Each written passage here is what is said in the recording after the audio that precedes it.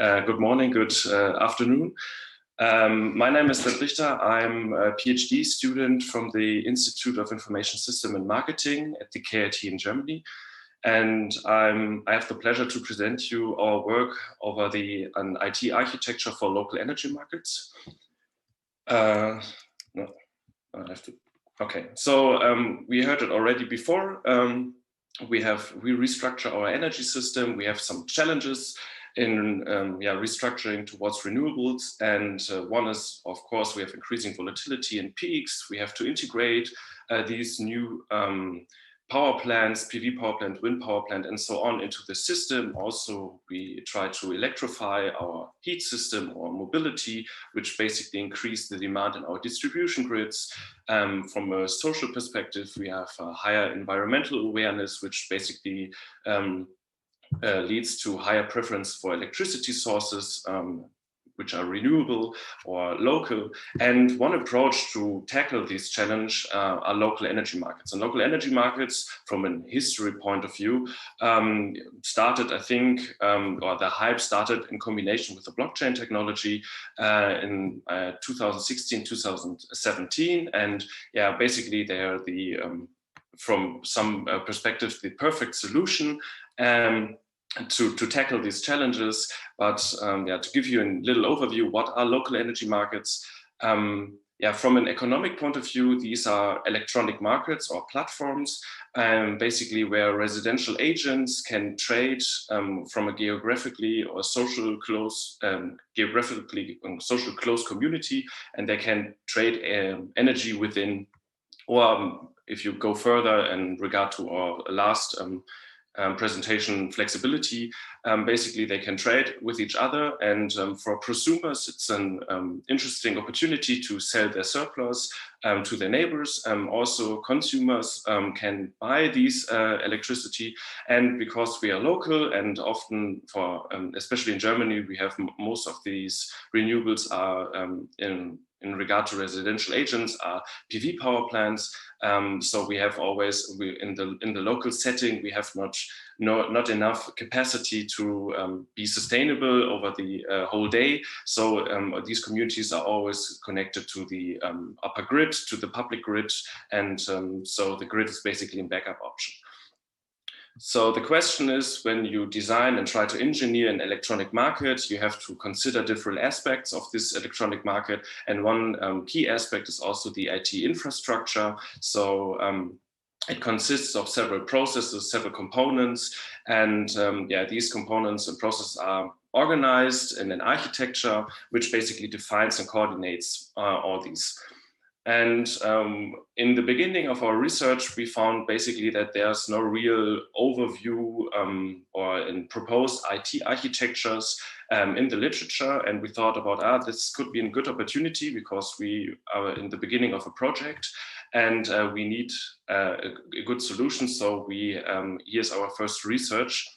And our first research question was, what are the fundamental modules and processes of an LEM IT architecture to ensure its underlying functionality based on existing literature? So basically, what is the core we need to enable a local energy market from an IT perspective? Then the second question is, basically, we have an approach, we have a proposal, so we have to test it, and what are valuable experiences from a practical implementation of the proposed local energy market IT architecture. In regard to the first, we did a literature analysis based on a literature review from my former colleague Esther Mengelkamp. She reviewed about 50 papers in regard to local energy markets.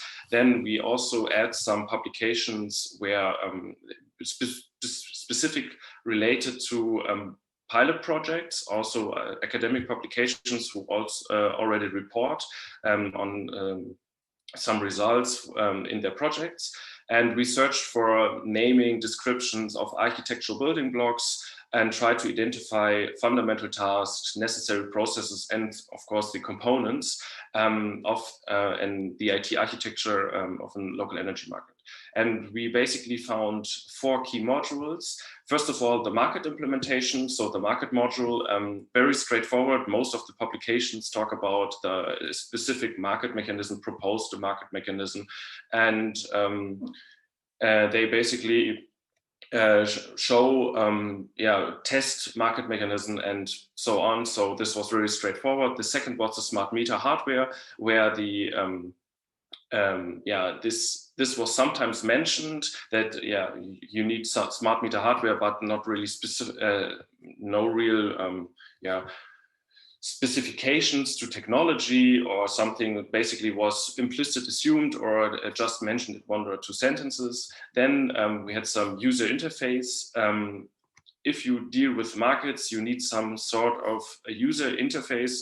In regard to our last presentation, if you consider the household who wants warm water sometime, so we need some preferences from the agents.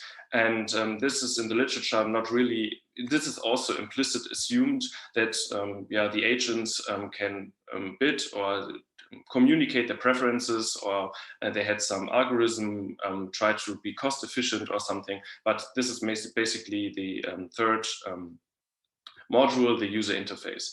And the last interface, the last module is, of course, the database, also pretty straightforward.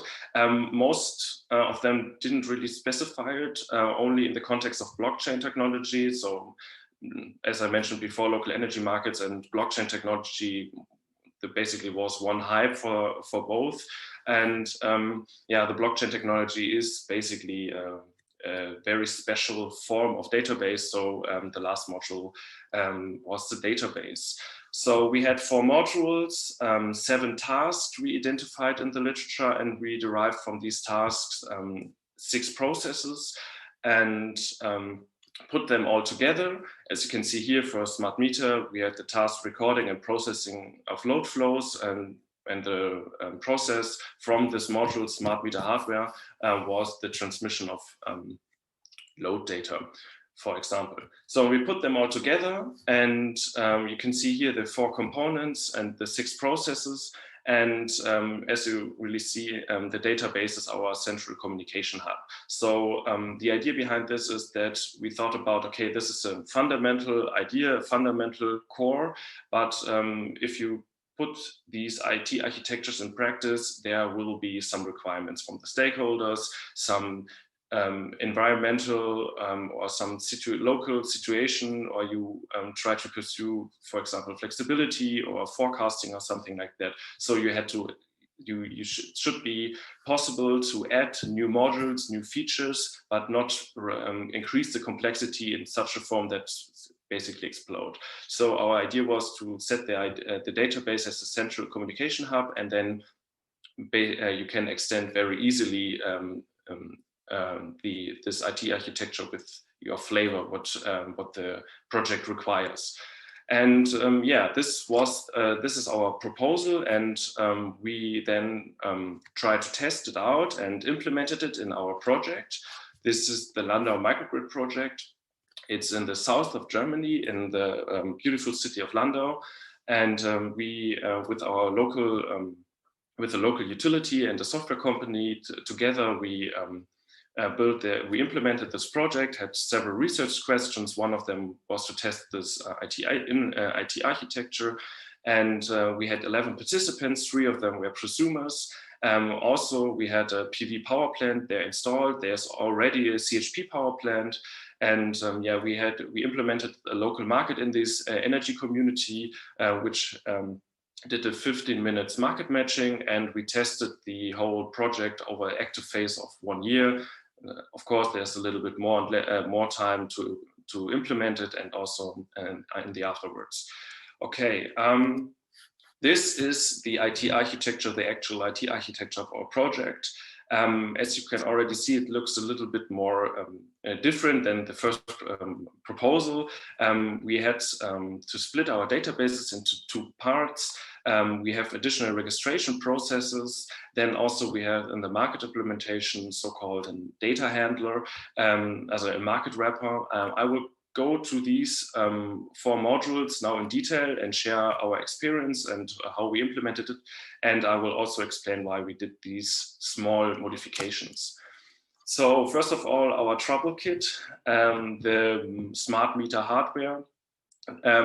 Maybe some remember from yesterday that the smart meter rollout in Germany is a pain for the industry and also for the government, and everyone is it's very, very slow, and it was slow in the beginning of our project, and there was no certified smart meter, and so we had to search for a different solution. And our project partner, the local utility, proposed this solution. They used in different contexts, where they had a digital meter connected to a LoRa sensor, and had a form of LoRaWAN infrastructure basically in Landau installed already. They had the component, the devices, and they proposed to us, this would be, I think, a very low cost solution.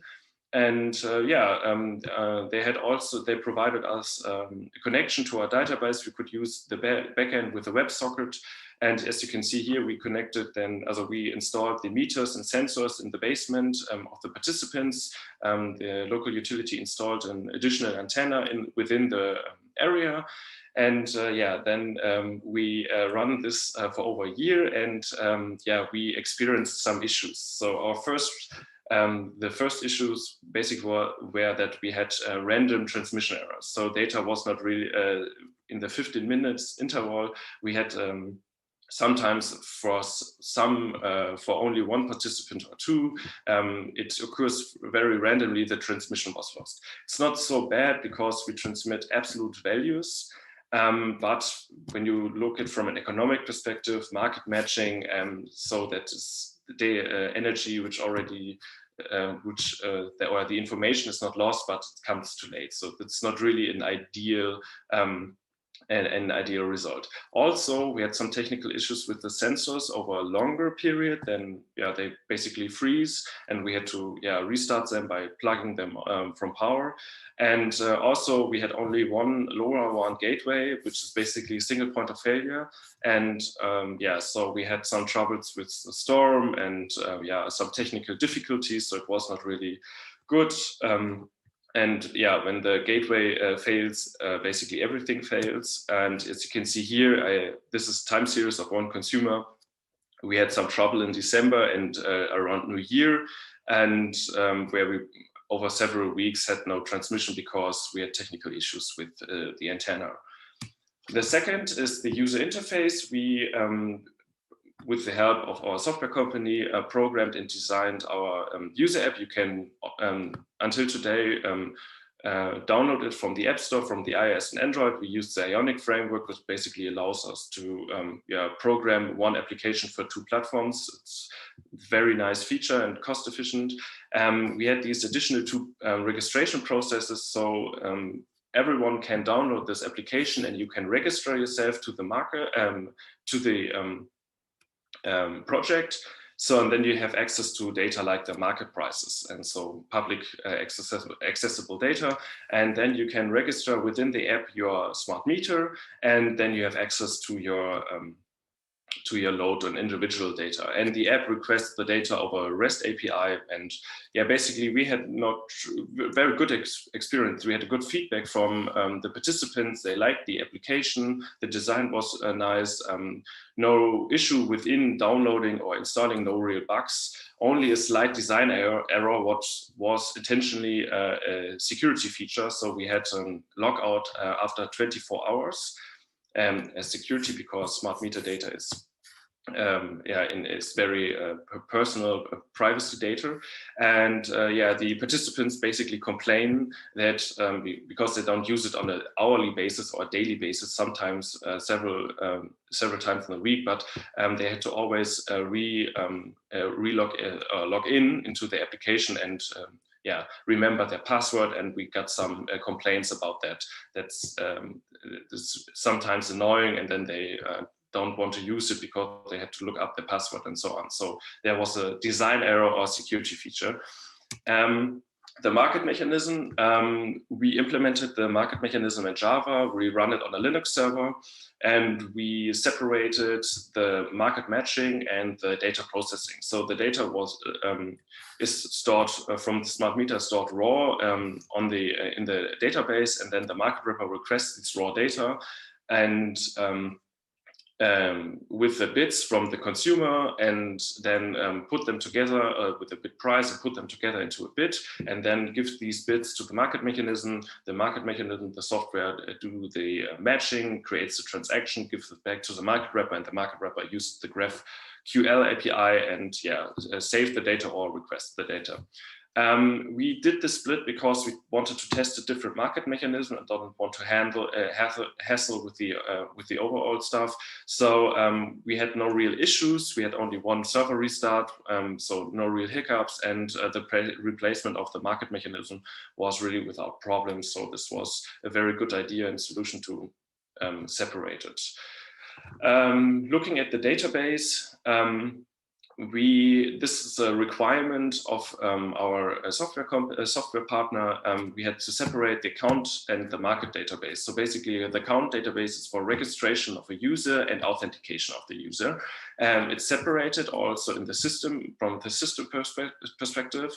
And the user first access with the application to the account database, register or authenticate itself, get a so-called JSON Web Token back, and then the application can then use this JSON Web Token to access the market database and request its individual data if it had registered its smart meter.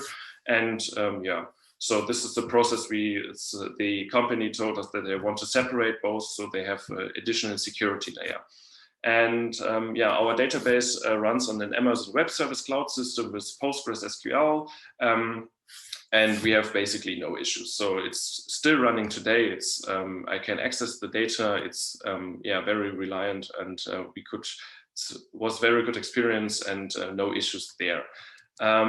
As you can see from the complexity part, how the database built, we had basically 6 tables where everything is stored, and the modules and the different modules could access over the API these data and get the information they want. So we had no blockchain or something more complex. It's very plain, one simple database.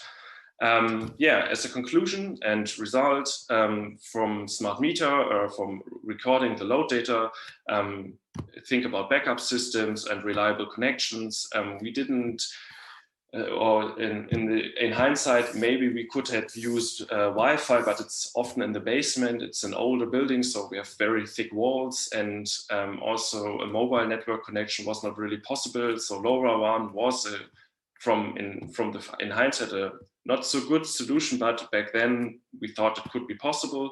Also consider design if you work with end customers like private households. They are not professionals, and you maybe have some obstacles like login, which basically prevent them sometimes from using the system. Separation of data processing and matching within the market mechanism module was a good idea for us. Also, we didn't consider, this is basically a good limitation of our work, we didn't consider any additional security aspects in our architecture. So that was not really a point in the literature. We couldn't see. So I think, looking into security aspects of the IT infrastructure is a good thing you have to consider. But overall, our IT architecture works very well with some limitations. And now the question is how we can adapt it to specific use cases or more different use cases where some additional features could be or are required. So is the IT architecture also capable of more complex features, more complex tasks? And thank you very much.